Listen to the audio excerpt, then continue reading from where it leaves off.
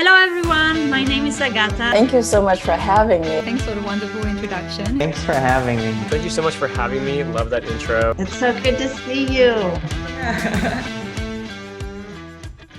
I would always recommend startups to start their presentation with their strongest point.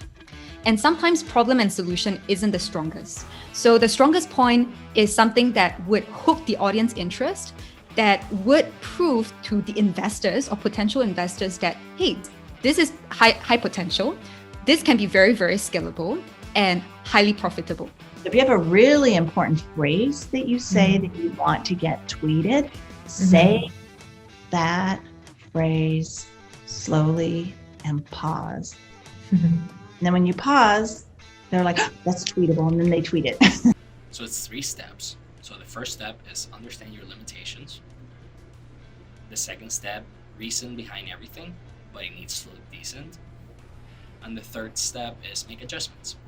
The sales deck is almost always the thing we're building because it gives people a guide on how to tell the story very quickly and in the most important context that matters.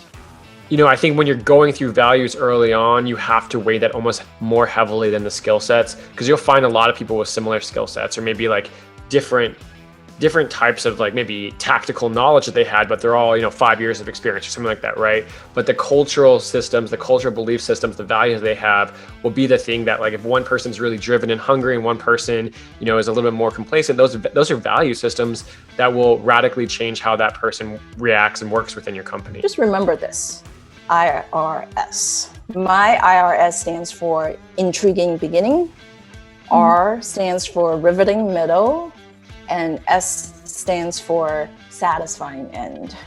So intriguing beginning, riveting middle, satisfying. And if you just remember this structure, then you're 50% there.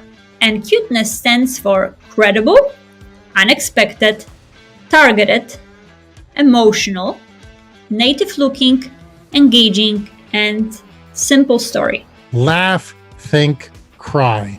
When you're coming up with when you're brainstorming for ideas, you're figuring out what we should be doing, what we should put our brand on. It has to hit 2 of 3 of these buckets, or it's not a great idea. If you can hit all 3, that's amazing. It's probably going to be gold. If it only hits 1, it's not going to resonate as long and far as you think. And so what we've noticed during COVID is that creativity really has no limits. This means that, like, during COVID, during restrictions, where there are limitations of what you can do, where you can go, who you can see, with Leo AR in our app and with augmented reality, there's actually no limit to what you can create. I think that's what's really exciting about the storytelling in the AR space is if you can think it and you can dream it, then you can have it here in this world when the digital and the real world come together in augmented reality. In the virtual world, keeping your visuals simple is even more important. Use large text sizes for legibility. Increase the contrast where you can, and only present one idea at a time.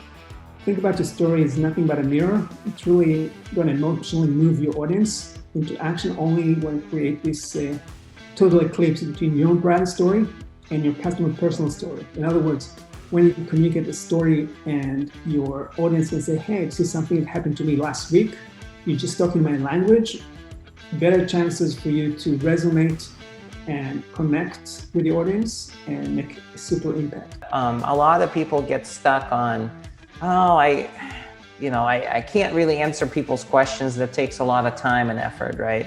I can't really launch anything right now or do a launch story because I don't have a product ready. I don't have a website ready. I don't have the founder story yet. I can't really do that, right?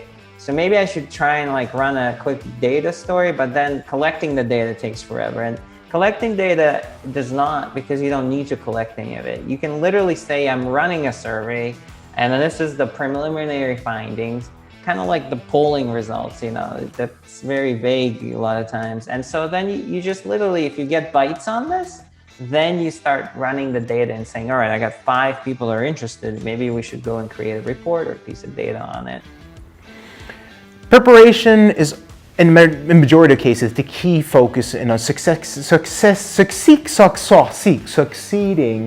in telling a great story.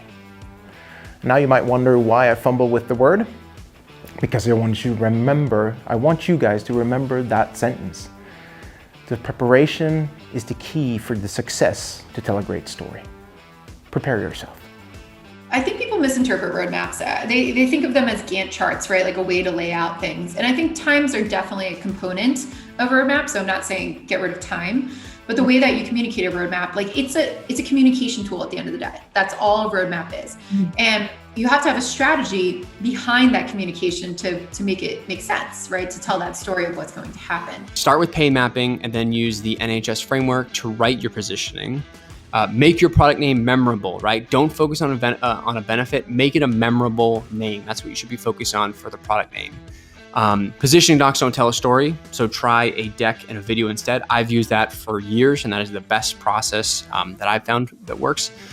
Don't reinvent your positioning every time. Stay on script. Keep saying the same thing again and again. Be repetitive. That's what works, because that's what you want your customers to see. You want them to see the same message no matter what channel they're seeing your launch on.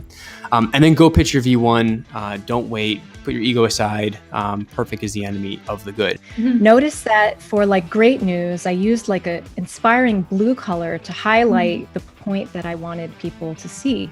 But when it came to the news around something we lost, I'm using like an impactful deep red to say, but guys, this is actually, we can celebrate tonight, but tomorrow we have to focus on this because this page is connected to our customers, right? This is a very important page.